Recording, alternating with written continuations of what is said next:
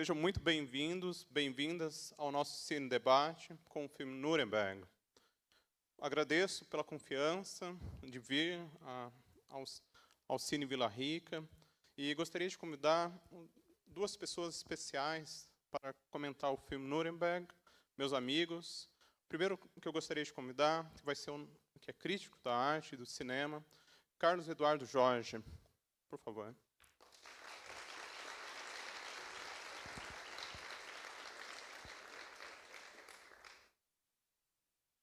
Carlos Eduardo já foi curador da Casa de Cultura, Cine Ouro Verde, e o primeiro Cine Debate que nós trabalhamos foi no Cine Contour, com Children Act, Ato de Esperança, e foi especial, como tem sido hoje. Gostaria de convidar também o professor de Filosofia da Universidade Estadual de Londrina, professor Charles Feldhaus.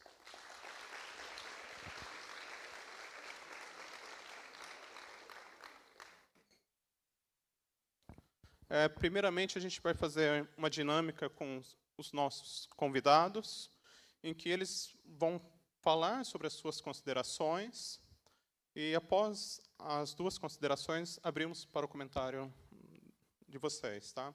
Eu peço que seja breve, nós seremos breve, em torno de 20 a 25 minutos nesse debate, devido ao tempo. Os meus estudantes têm que estar amanhã, às 7h50, para a aula de filosofia. Tá certo? Carlos Eduardo, por favor.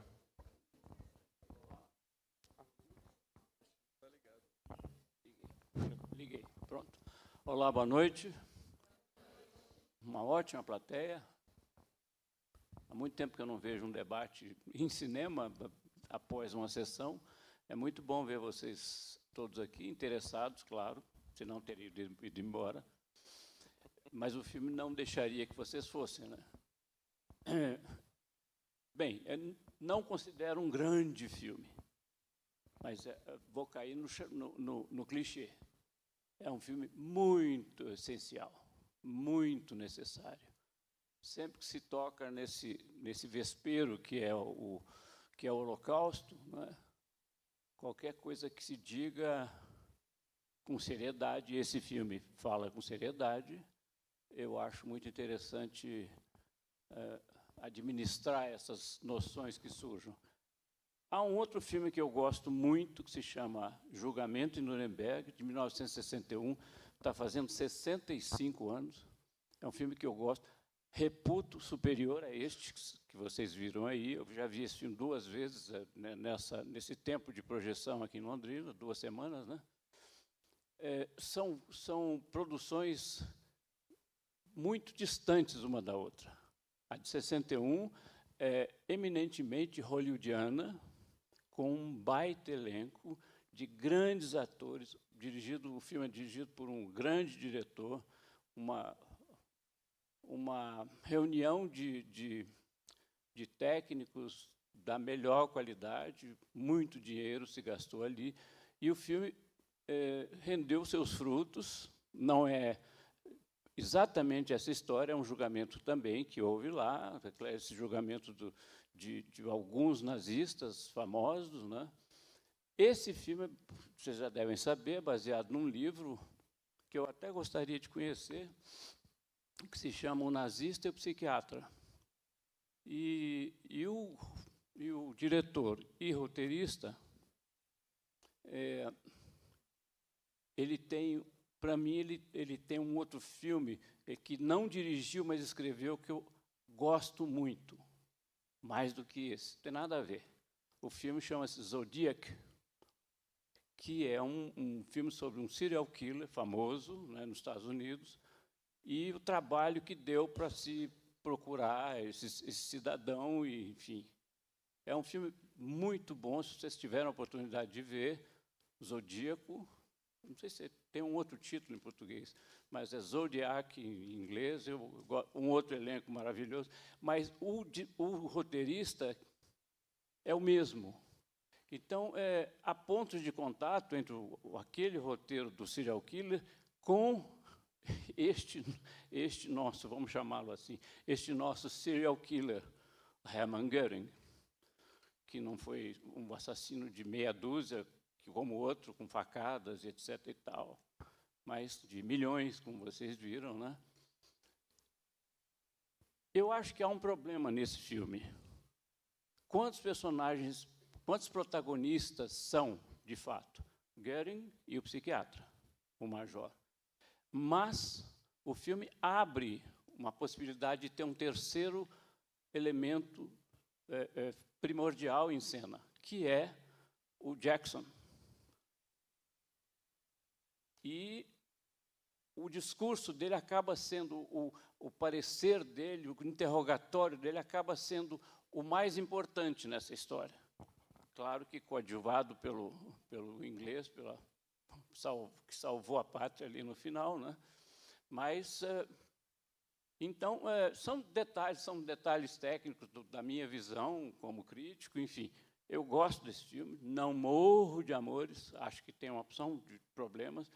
O problema mais sério para mim é o Rami, o Dr. Keeley. Como que você vê o embate entre ele e o Goering? Tem cenas longas pensadas? Tem diálogos interessantes, e essa coisa da aproximação, da aproximação deles, que no final ele fala, acho que fomos amigos por alguns momentos, mas não sei. De fato, rolou uma ternura entre os dois ali, o que não é, digamos, decentemente considerável do ponto de vista moral, né? Quer dizer, então, porque o Goering, o Russell Crowe também não me entusiasma, né, neste filme. Os dois atores, eu acho que aquilo se chama de miscasting. Os dois, sabe, porque ele estava num momento gordo, o Goering era gordo, vamos fazê-lo, né? E ele tinha todo um astral de gladiator, né? E, de repente, vai dar público, vai dar gente, não sei o quê. Não gosto dessa vestimenta de certos atores a partir de certos personagens que vão render frutos de certas plateias. E o outro, que é o homem do Queen, né? Como é que ele chama mesmo? Howie. Não, no personagem que ele ganhou o Oscar. O Rami Malek. Sim, o Freddie Mercury.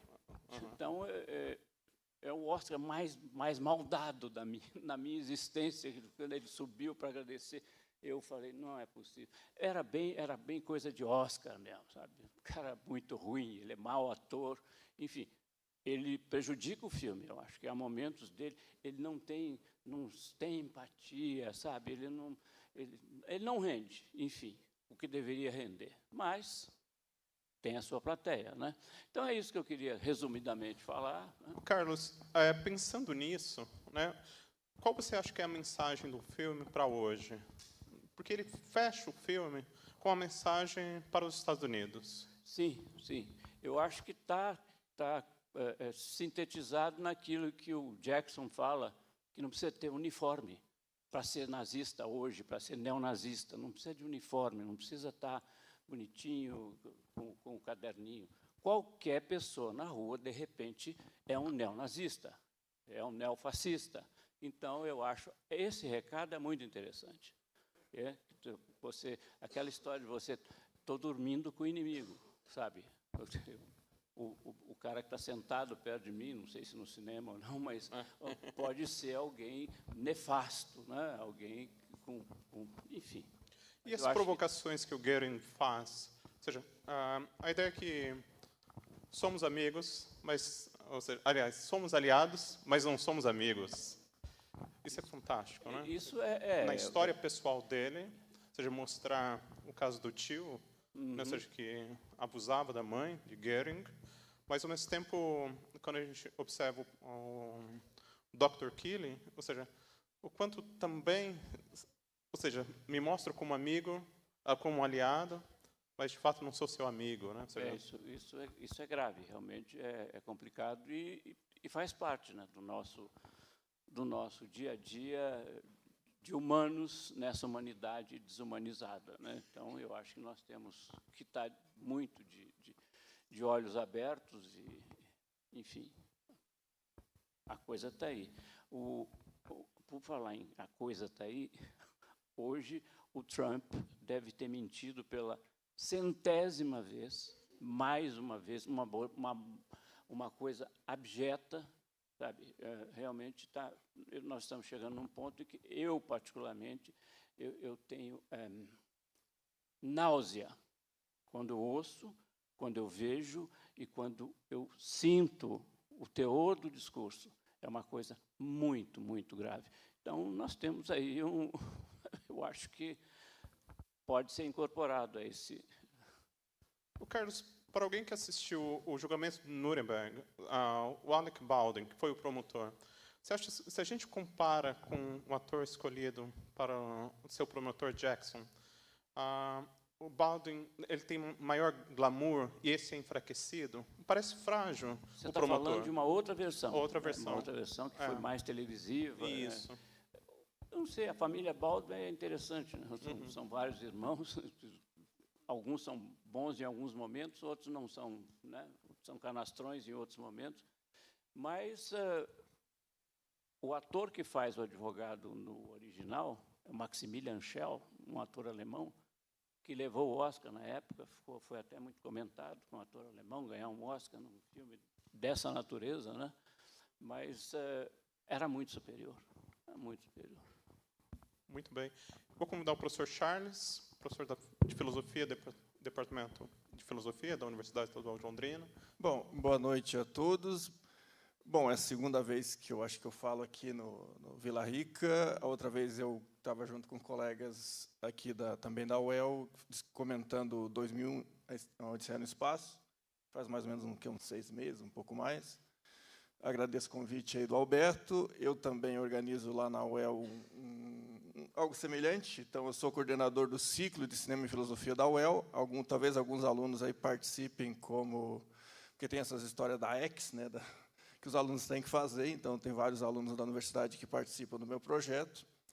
Bom, eu vi o filme só hoje, então eu acabei não vendo. Eu fui pesquisar um pouco sobre o diretor, que eu também não conhecia muito, particularmente porque eu não gosto do Pânico, tá? Vou ser bem honesto, porque ele parece que coordena bastante o Pânico, né? Não é Pânico em português, aquela... então, ou seja, é ele que coordena. Eu não sou muito fã desse filme, então talvez por isso eu não conheça. Então, pelo menos, assim, na verdade, das coisas que eu vi dele como diretor, talvez aquela série Carbono Alterado foi a coisa mais interessante que eu vi. E também eu vi que tinha esse filme que você falou aí, então, ou seja, que parecia que seria muito bom, mas eu não sou exatamente alguém que conheça os filmes dele, então não vou ter nenhum tipo de comentário nesse sentido. Sobre o filme em si, que talvez até eu fiquei pensando algumas coisas aqui, até a partir do que o professor aqui falou.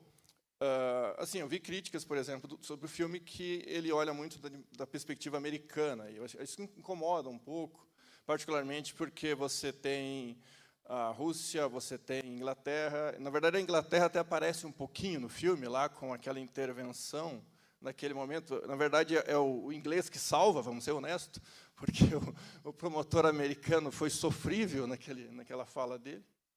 Mas assim, a gente não tem a Rússia, a União Soviética, que seria naquele momento, e também não tem a França, que seriam... Assim, o julgamento parece ser um julgamento dos Estados Unidos, então isso incomoda. E daí eu vou fazer até uma leitura, assim, que eu fiquei pensando muito sobre essa frase que o Alberto trouxe, que tem no filme, que nós somos aliados, mas não somos amigos. E exatamente essa é a posição que a gente tem dos Estados Unidos em relação à União Soviética. A União Soviética perdeu mais de 20 milhões de pessoas na Segunda Guerra e parece que menos quem ganhou a guerra foi os Estados Unidos. Então, isso é um pouco... Sem considerar que os Estados Unidos só entrou na guerra em 42, na verdade, muito mais tarde na guerra. Então, isso é muito ignorado. Novamente, não estou com isso defendendo a Rússia, o que ela faz hoje, mas acho que, historicamente, a gente deveria ser mais honesto e dar crédito para todo mundo que participou no conflito e ajudou a ganhar essa guerra contra esse regime nazista que produziu essas coisas que o filme traz. Novamente, em filosofia, geralmente, a gente traz muito Hannah Arendt. Então, ou seja, Hannah Arendt é geralmente lembrada como aquela que, por exemplo, explica essa questão que o filme traz muito, a banalidade do mal. Sim, porque eu acho que o tema do filme, na verdade, eu acho que o foco maior é o psicólogo e esse regime, e particularmente como é que nós, seres humanos, somos levados a fazer essas coisas. E, assim, eu também vi alguns documentários, algumas coisas sobre, não sobre o filme, mas sobre o julgamento, e particularmente havia aquele outro psicólogo, por exemplo, que tentava passar uma imagem mais negativa dos nazistas, no sentido de que eles eram diferentes dos seres humanos normais, vamos dizer assim. E, na verdade, esse psicólogo, que é o principal, ele exatamente procura mostrar aquilo que eu acho que é o tema do filme. Ou seja, os nazistas não eram seres humanos muito diferentes da gente. Eles eram muito parecidos com a gente, e é isso que incomoda. É isso que incomodava Hannah Arendt, por exemplo, quando ela escreve Origem do Totalitarismo, quando ela escreve o caso Eichmann, ou seja, porque, particularmente, os seres humanos tentam, quando tem uma pessoa que é muito má, a gente tenta atribuir essa maldade a uma coisa, a pessoa não é normal, a pessoa tem um problema sério. Não, eram pessoas normais, eram pessoas que tinham família. E talvez, assim, eu vou tentar... Assim, uma coisa que eu pensei, o Alberto até participou, tem um grupo de estudo lá sobre biologia e ética, vamos dizer assim. Eu acho que tem um autor que a gente estudou lá, que é o Alan Buchanan, né, que tenta explicar, por exemplo, essa questão do comportamento, vamos dizer assim, tribalista, que eu acho que seria uma possibilidade de tentar explicar a tese do filme, que me parece ser exatamente... Ou seja, o nazismo, o pensamento nazista, ele está aqui do lado, ele não está num lugar muito distante, porque o autor exatamente desse grupo de estudo que a gente estudou, esse autor americano, na verdade, ele tenta mostrar que, de alguma maneira, nós somos tribais por questões de desenvolvimento evolutivo. Ou seja, nós éramos seres tribais quando a espécie humana desenvolveu o primeiro comportamento moral. Ou seja, o tribalismo faz parte da natureza humana. A questão é que ele se manifesta ou não em certos momentos. Eu acho que, em parte, eu acho que o autor ele tem uma hipótese, o psicólogo, que é a questão de poder, etc. Essa talvez seja a parte que eu não concordo com o filme, e que eu não concordo com essa interpretação que o psicólogo traz, de achar que é só pessoas que querem poder que vão fazer isso. Não, pessoas comuns fazem isso. Pessoas comuns facilmente seguem outras pessoas e facilmente criam grupos e grupos que discriminam outras pessoas e que acham que outras pessoas deveriam morrer, e ser, que é o caso que foi o caso dos judeus. Então, isso se repete. A gente tem hoje, para pegar o caso talvez do Trump, o caso de outros, assim, talvez Israel, que seja o problema hoje, de alguma maneira. Novamente, não é um problema com os judeus, é um problema com o governante de Israel, atualmente. Então, os judeus não têm culpa de nada quanto a isso, eles são um grupo social que já sofreu muitas injustiças, mas que hoje tem um governante que mata crianças, que mata mulheres, que ataca civis de maneira sistemática, e acha isso normal. Assim como o psicólogo falou. Não sei, para começar, talvez isso. Eu concordo contigo, Charles. Eu acho que o grande ponto, e você destacou, é pensar o seguinte: essa monstruosidade é possível ser feita por pessoas comuns. Pessoas com doutorado.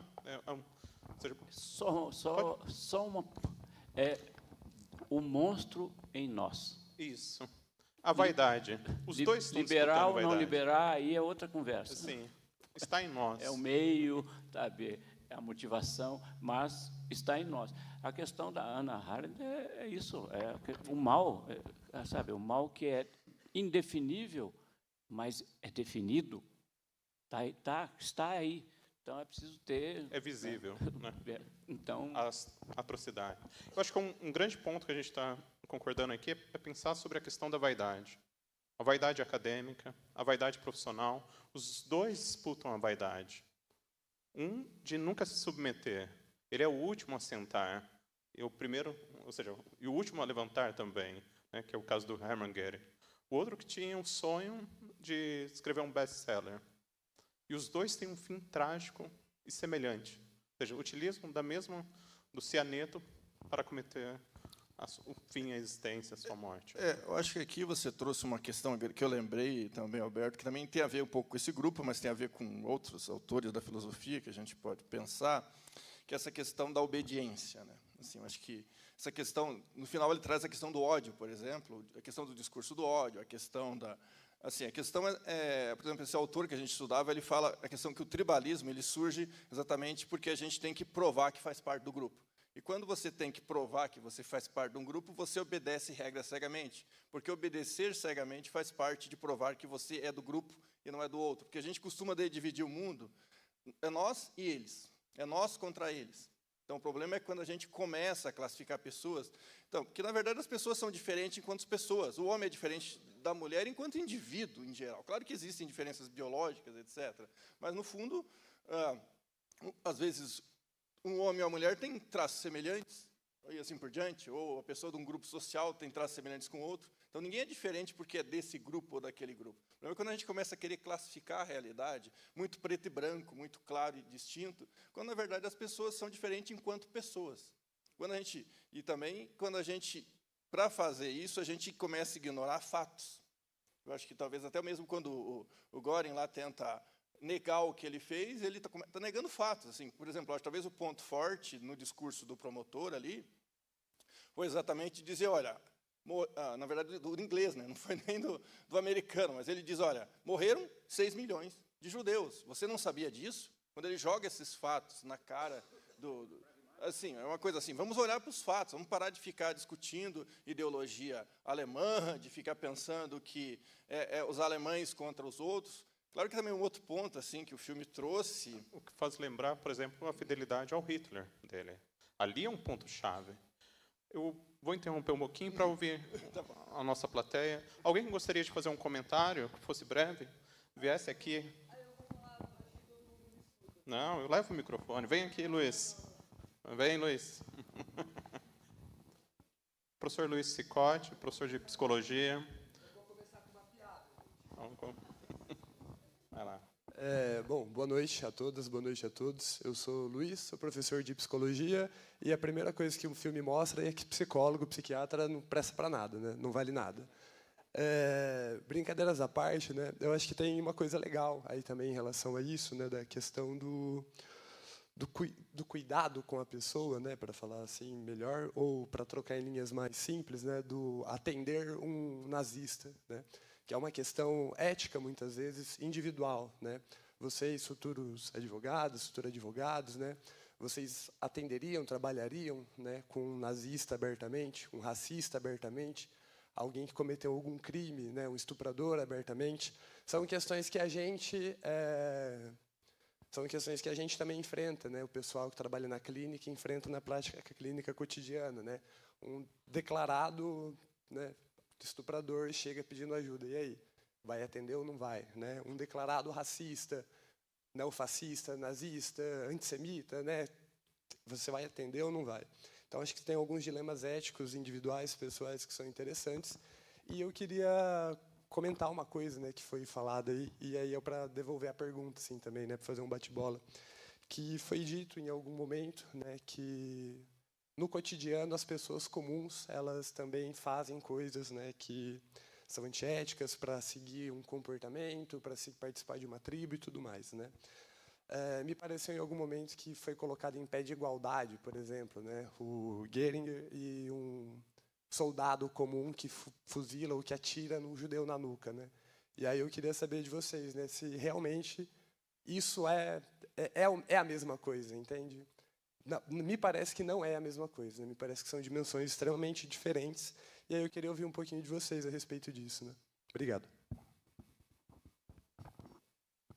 Bom, objetivamente, claro que talvez não seja a mesma coisa, mas eu acho que, na verdade, esse é o ponto do filme, e eu tendo porque, assim, eu acho que começa no simples e claro que, assim, vamos dizer assim, eu acho que o regime nazista, ele colocou isso num patamar, assim, porque, na verdade, a diferença entre o regime nazista e outras pessoas que você pode comparar é que você não tinha um aparato planejado para isso. Vamos dizer assim, talvez essa é a diferença. Ou seja, no cotidiano, a gente tem casos isolados de pessoas que, por discurso de ódio ou por causa desse tribalismo, acabam praticando ações de violência, às vezes violências menores do que um regime como o nazismo. Porque o nazismo ele transformou isso numa prática de governo e de maneira sistemática. Eu acho que essa é a diferença.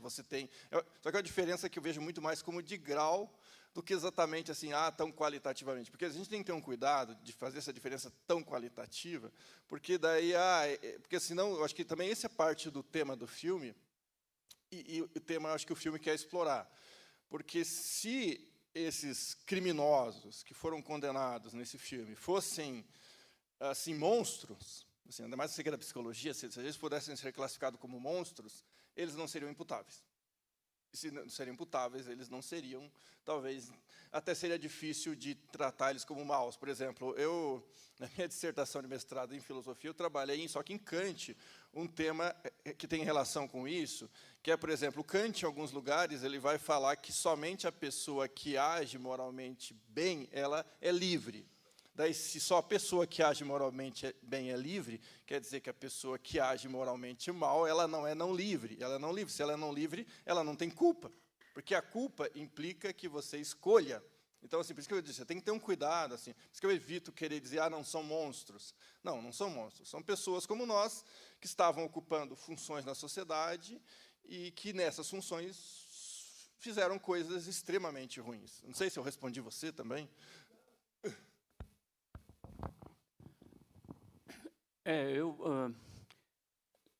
Eu vou defender a minha sardinha, que é o cinema. Vocês não podem se esquecer que vocês viram fatos reais que passaram por um processo de ficcionalização, ou seja, houve uma dramaturgia criada e trabalhada para que vocês estivessem aqui hoje, que vocês vissem na tela o resultado desta dramaturgia, que é feita a partir de atores treinados, profissionais, técnicos, como um compositor de uma trilha sonora, que é importante nesse filme. Ela tem uma cadência, ela tem um ritmo, às vezes, quase que de funeral no final, etc., para que vocês não se esqueçam que quem vai ser crucificado, vai ser posto na forca, é um nazista. Então, há um trabalho que a gente não pode esquecer. Eu, pelo menos, nunca esqueço, e às vezes pode ser uma maldição para mim. Eu nunca esqueço, quando eu estou no cinema, eu tenho uma profissão e eu penso muito nela. Então, há muito tempo que eu me liberei da emoção. Eu vou ficar... Sabe, eu fui ver o Hamlet, não sei se vocês viram, né, o Hamlet. O Hamlet, minha mulher, que é alemã, não tem nada a ver com o filme, ela chorou o filme quase inteiro. Ela se desmanchou. Eu respeito muito, eu ouço muitas pessoas chorando no cinema, comendo pipoca e chorando, mas tudo bem. Mas eu respeitei. Depois, em casa, nós conversamos a respeito. Ela se sentiu muito, muito tocada. Ela conhecia, tinha lido o original do Shakespeare. Enfim, ela é professora de inglês e de alemão. E aí, eu fiquei pensando nessa coisa da pegada do espectador, que acontece neste filme. O espectador é pego e, de repente, ele é solto. Mais à frente, ele é pego de novo e é solto. Faz parte da dramaturgia. Eu acho isso muito interessante. Eu queria chamar a atenção para uma reflexão de vocês depois, pensar em casa, que ponto X que aconteceu isso, como é que eu me senti, como é que eu não me senti, como é que eu retrocedi, né? Cheguei a ter alguma peninha do Goering, será?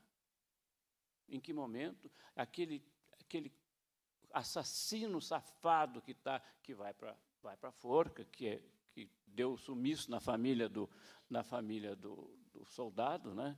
do judeu alemão.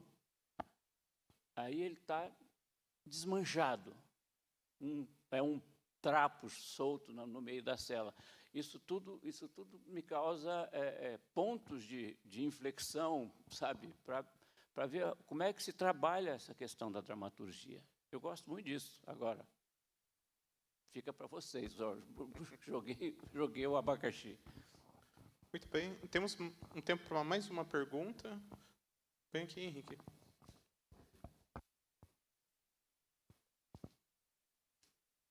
Caso alguém precise sair, é pelos fundos, tá? A saída. Eu queria perguntar para você se vocês não acham um pouco duvidoso os Estados Unidos participar de um julgamento da Alemanha por discriminação racial, sendo que nessa mesma época a segregação racial nos Estados Unidos estava em alta, estava em forças, né? Tanto que os próprios alemães eles se inspiraram na segregação racial dos Estados Unidos para criar as políticas deles.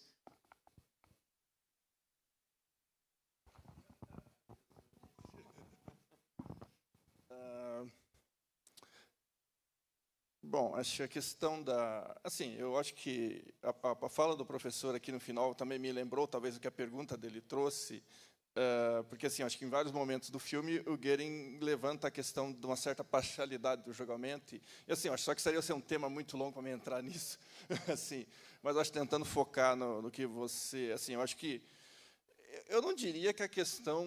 Assim, eu acho que, primeiro, assim, olhando do ponto de vista filosófico, a injustiça de uma pessoa não torna necessariamente a do outro correto. Então, mesmo que os Estados Unidos cometa erros, isso não quer dizer que ele não, assim, pessoas dos Estados Unidos não pudessem participar no julgamento que tivesse interesse em fazer algo em prol da justiça. Talvez assim, na linha, talvez vinculando um pouco o que eu tentei falar sobre o que ele disse aqui agora rapidamente, talvez o ponto seja que desse julgamento, acho que deveria ter surgido instituições internacionais mais imparciais. Eu acho que o problema não está em que houve que os Estados Unidos tinha cometido problemas, e eu já volto nisso, mas o problema está que minha impressão é que foi julgado a Alemanha por esses erros que foram cometidos, mas eu diria que os Estados Unidos cometem erros semelhantes até hoje e que não acontece nada. Acho que o que está acontecendo em Gaza é absurdo.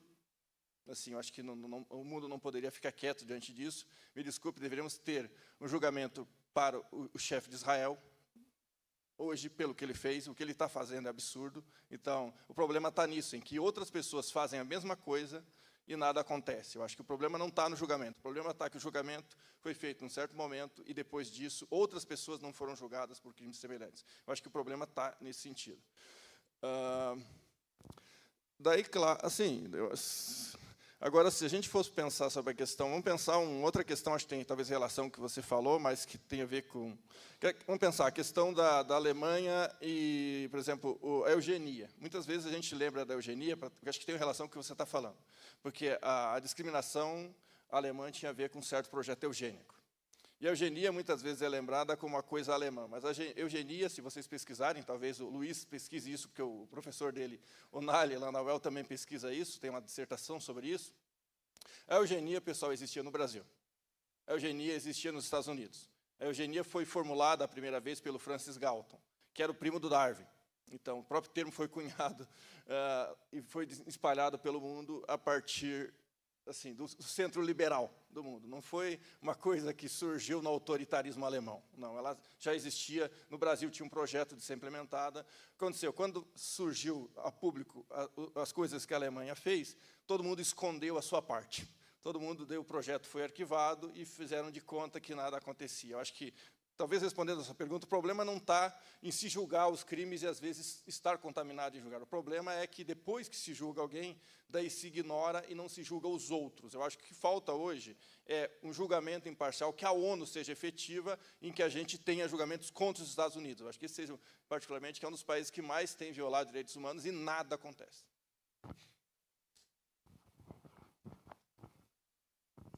Bem, pessoal, eu queria...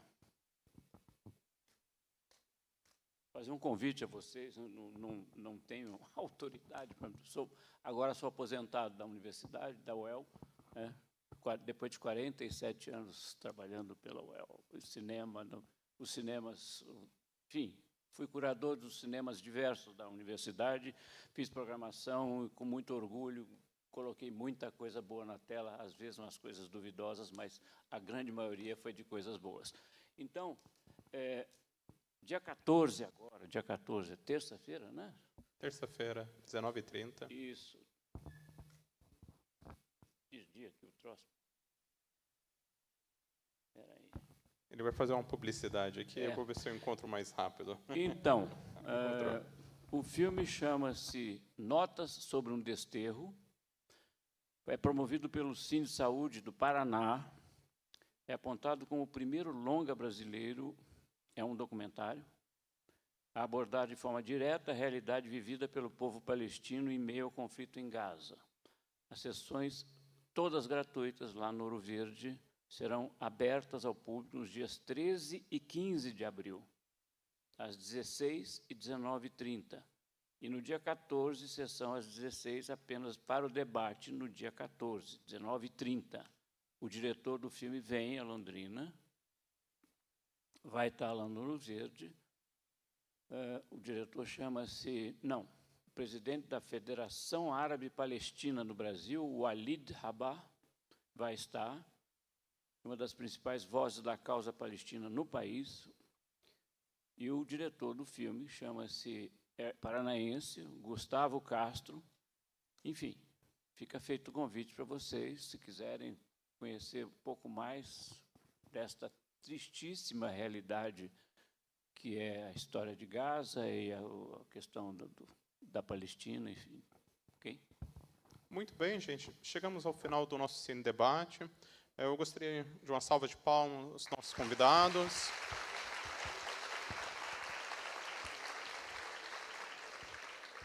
Nós fechamos com questões em aberto. Vamos continuar essa aula amanhã. Nos encontramos, então. Valeu, uma boa noite. Até amanhã cedo. Um abraço e obrigado. Tchau, tchau.